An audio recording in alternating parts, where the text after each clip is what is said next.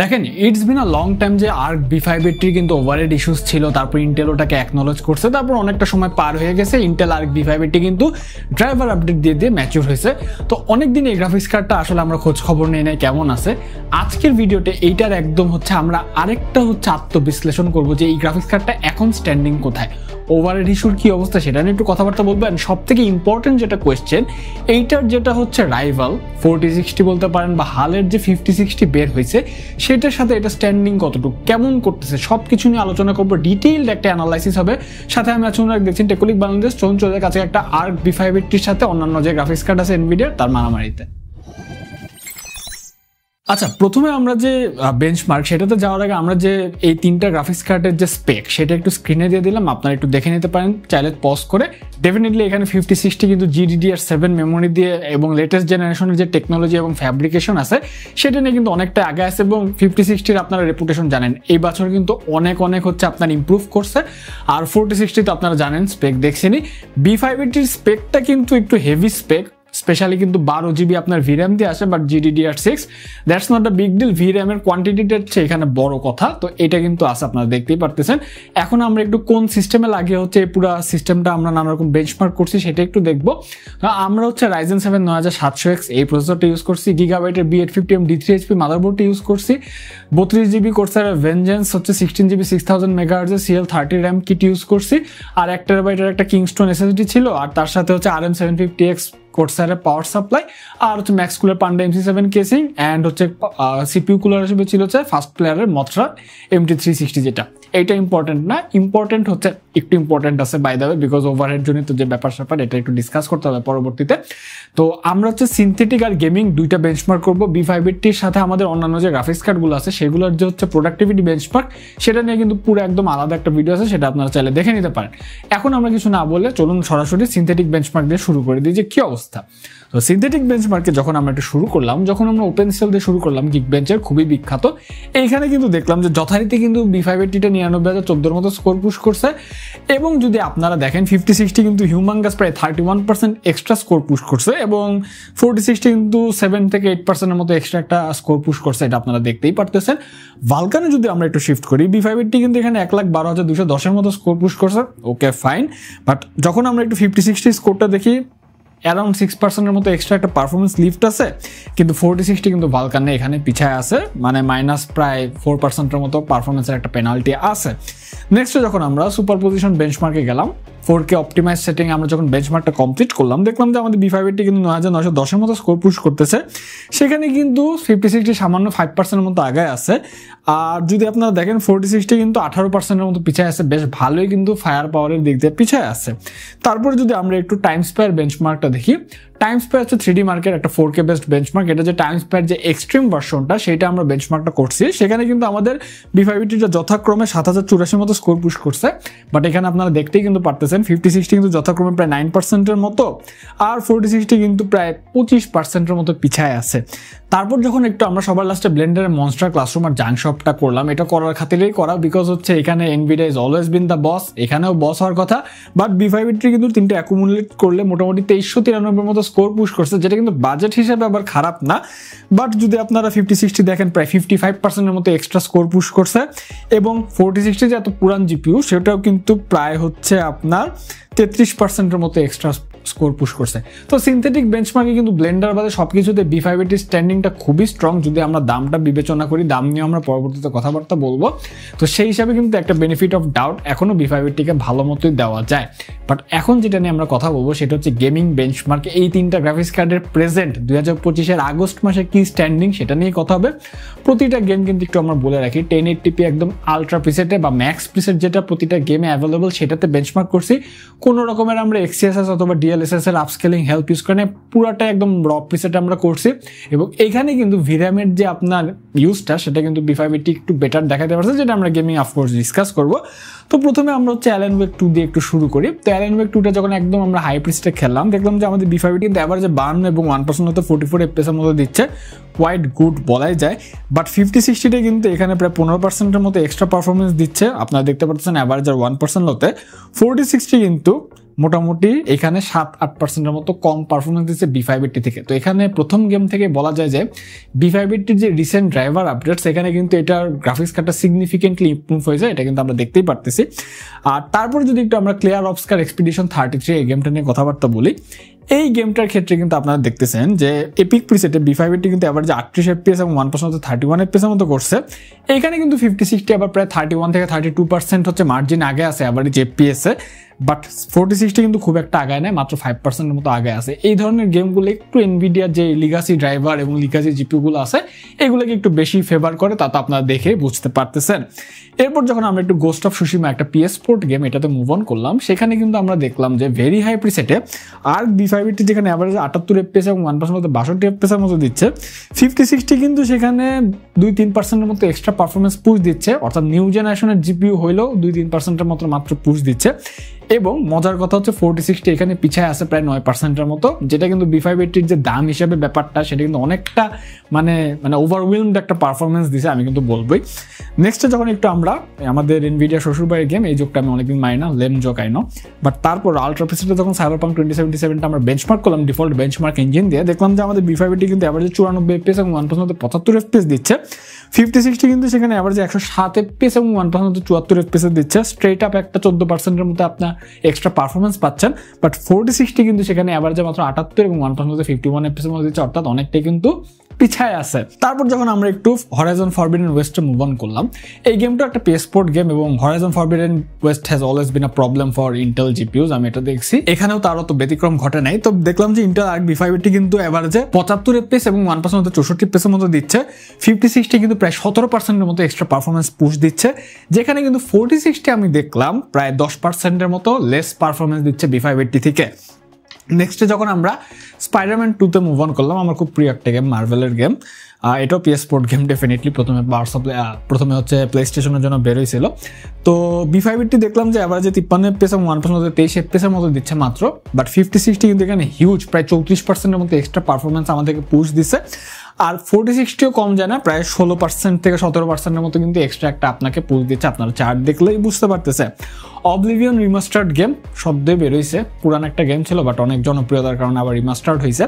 তো দেখলাম যে এখানেও কিন্তু মোটামুটি এপিক প্রিসেটে কিন্তু আর B580 কিন্তু অ্যাভারেজে 38 FPS এবং 1% 29 FPS দিচ্ছে, 50-60টা কিন্তু সেখানে 26% মতো আগে আছে, আর 40-60টা কিন্তু মাত্র 5% মতো আগে আছে, অর্থাৎ জেনারেশন গ্যাপটা আবার 40-60 আর 50-60 কিন্তু এখানে ফুটে উঠতেছে, আপনারা ভালো মতোই দেখতে পারতেছেন। B580 স্ট্যান্ডিংও কিন্তু খুব একটা খারাপ না। ডেইজ গন যখন আমরা খেললাম, ডেইজ গনের যে গেমটা, এটা হচ্ছে একটা ওপেন ওয়ার্ল্ডের মতো গেম। তো এখানে দেখলাম যে মোটামুটি ম্যাক্স প্রিসেটে কিন্তু B580টা অ্যাভারেজ 111 FPS এবং 1% 63 FPS এর মতো দিচ্ছে, বাট 50-60 কিন্তু সেখানে প্রায় 131 FPS অ্যাভারেজ এবং 1% 85 FPS এর মতো দিচ্ছে, আর 40-60 কিন্তু এখানে কম দিচ্ছে, অ্যাভারেজ 109 FPS এবং 1% 76 FPS এর মতো। তো এইখানেও কিন্তু মোটামুটি B580 হাড্ডাহাড্ডি একটা লড়াই দিছে। নেক্সটে আমরা আরেকটা PS port game, guess what, last of us part 1, এই গেমটা খেললাম। তো এটা কিন্তু দেখলাম যে B580 কিন্তু অ্যাভারেজে 64 FPS এবং 1% 52 FPS এর মতো দিচ্ছে, সেইখানে কিন্তু আমাদের 50-60টা 65 FPS অ্যাভারেজ এবং 1% 56 FPS দিচ্ছে, ভেরি ক্লোজ কল। আর 40-60টা কিন্তু এখানে কম, মোটামুটি 10-11%-এর মতো অ্যাভারেজে, আর 57 FPS এবং 1% 48 FPS এর মতো দিচ্ছে। সবার লাস্টে সবার খুবই প্রিয় গেম রেড ডেড রেডেমশন 2, এটা যখন আবার হচ্ছে আমরা আল্ট্রা প্রিসেটে খেললাম, দেখলাম যে B580 কিন্তু এখানে অ্যাভারেজে 92 FPS এবং 1% 70 FPS এর মতো দিচ্ছে, সেখানে কিন্তু 50-60টা 95 FPS এবং 76 FPS এর মতো 1% মতো দিচ্ছিল, আর 40-60টা কিন্তু অ্যাভারেজে 83 FPS এবং 1% প্রায় 67 FPS এর মতো দিচ্ছিল। তাহলে এখন মোটামুটি আমাদের 10টা গেমের হচ্ছে বেঞ্চমার্ক করা কমপ্লিট হয়ে গেল, আপনারা ডাটাটা দেখলেন। এইটা ব্যাপার না, ব্যাপারটা হচ্ছে কস্ট পার ফ্রেমের কি অবস্থা। কস্ট পার ফ্রেমে যাওয়ার আগে আমরা একটু গ্রাফিক্স কার্ডগুলোর দামের আপডেটটা দিয়ে নিই, এটা আমি হচ্ছে ভিডিওর প্রথমে দেই নেই। তো ইন্টেল আর্ক B580 যেটা আপনারা দেখতেছেন, এটা ম্যাক্সানের ট্রাইফ্যান, এটার দামটা একটু বেশি, 39,000 টাকার মতো। বাট B580 কিন্তু আপনারা যদি গানের টানের নেন বা একটু লোয়ার ভ্যারিয়েন্ট নেন, আপনারা ইজিলি কিন্তু 34 থেকে 35,000 টাকার মধ্যে পেয়ে যাবেন। তো আমি ধরলাম এটার দামটা 35,000 টাকা। 50-60 যেটা আপনার আছে সেটা কিন্তু আপনার ব্র্যান্ড ভেদে 43 থেকে 44,000 টাকার আশপাশে পাওয়া যাবে, আমি এটার দাম ধরে নিলাম 44,000 টাকা। আর 40-60টা এখানে প্রেজেন্ট নাই, বাট মনে ধরে নেন যে প্রেজেন্ট আছে, এখানে শোকেস করতে পারিনি আমি। ওই গ্রাফিক্স কার্ডটার দাম হচ্ছে আমি দেখলাম একটু স্লাইটলি বাড়ছে, 42,000 টাকার মতো আশপাশে পাওয়া যায়, 42-43। আমি বেনিফিট অফ ডাউট হিসাবে এটাকে 42,000 টাকাই ধরলাম, যাতে কস্ট পার ফ্রেমে কিছুটা হয়তো বা সুবিধা পাক। তো আমরা যখন কস্ট পার ফ্রেমে গেলাম, তখন হচ্ছে B580টা করলাম কি, ধরেন আপনি চিন্তা করলেন যে ওকে ফাইন আমি B580 কিনবো, তো B580টা আপনি কিনলেন। B580টা কিনলে আপনি যদি 1080p-তে গেমিং করেন, একদম ম্যাক্স প্রিসিডে ক্র্যাঙ্ক আপ করে কোনো ধরনের আপস্কেলিং ছাড়া, এই গ্রাফিক্স কার্ডটা আপনাকে অ্যাভারেজে 69.5 FPS এর মতো প্রডিউস করে দেবে, ঠিক আছে। বদলে কিন্তু আপনার খরচ হবে প্রায় পার ফ্রেমের পিছিয়ে 440 টাকার মতো, এটা একটু মাথায় রাখবেন।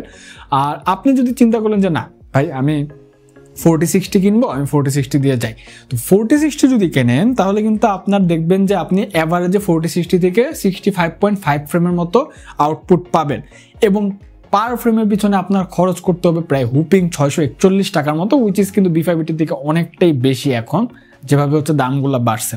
এটাকে যদি আমি একটু পার্সেন্টেজের হিসাবে ফেলি তাহলে কি দাঁড়ায় বলেন তো?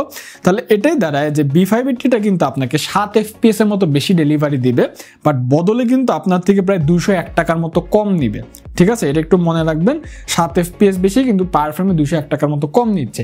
এটাকে আমি একটু পার্সেন্টেজে কনভার্ট করে ফেলি তাহলে কি দাঁড়ায়, তাহলে তো কিসাটা বের হয়ে আসে। তাহলে B580টা আপনাকে 4060-র তুলনায় 6.1% FPS বেশি দিবে, কিন্তু বদলে কিন্তু প্রায় আপনার কাছ থেকে 31.3% টাকা কম নেবে। চিন্তা করেন, দিচ্ছে বেশি আবার নিচ্ছে অনেক কম পার ফ্রেমের পিছে। ডেফিনেটলি B580 কিন্তু গেমিং এর বস, একদম ভ্যালু ফর মানি কুপকাত করে দিয়েছে 4060-কে, অন্তত দামের দিক দিয়ে পারফরমেন্স সেম হইলো, এবং এটাই কিন্তু B580 ট্র্যাজেক্টরিটা হওয়ার কথা, এবং এই জিনিসটা অনেক পলিশ হয়ে গেছে। এখন আপনি চিন্তা করেন যে ভাই হয়েছে 4060 বাদ 5060 নিয়ে কথা বলেন, এইখানেও আমি তাহলে কথা বলে নিই। আমি কিন্তু বলছিলাম B580-তে আপনার কি 69.5 FPS অ্যাভারেজে প্রডিউস করে দিবে, এবং আপনাকে পার ফ্রেমের পিছে খরচ করতে হবে 440 টাকার মতো। আর আপনি যদি 5060টা নেন, 5060-র ক্ষেত্রে কিন্তু 5060 জিপিইউটা আপনাকে অ্যাভারেজে প্রডিউস করে দিবে 79.5 FPS এর মতো, এবং পার ফ্রেমের পিছনে আপনার খরচ করতে হবে 553 টাকার মতো।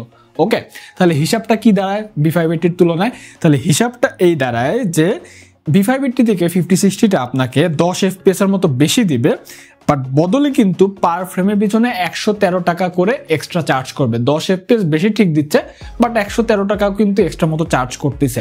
এটাকে যদি একটু আমরা পার্সেন্টেজে কনভার্ট করি তাহলে কি দাঁড়ায়? তাহলে এটাই দাঁড়ায় যে আর B580 থেকে 5060 জিপিইউটা আপনাকে 14.3% এক্সট্রা পারফরমেন্স দিবে, কিন্তু বদলে কিন্তু প্রায় 25 থেকে 26% এক্সট্রা টাকাও নেবে। এখানে পারফরমেন্স 14%-এর মতো এক্সট্রা আপনাকে দিচ্ছে, বাট টাকাটা কিন্তু 25 থেকে 26% এক্সট্রা নিচ্ছে। তো এখানে কিন্তু গেমিং এর ক্ষেত্রে, অন্তত র গেমিং এর ক্ষেত্রে ভ্যালু ফর মানি কিন্তু স্টিল B580-র দিকেই যাচ্ছে। ওকে, কিন্তু এখানে একটা বড় কিন্তু আছে, সেটা হচ্ছে B580 is never capable of 3D ওয়ার্কলোডস।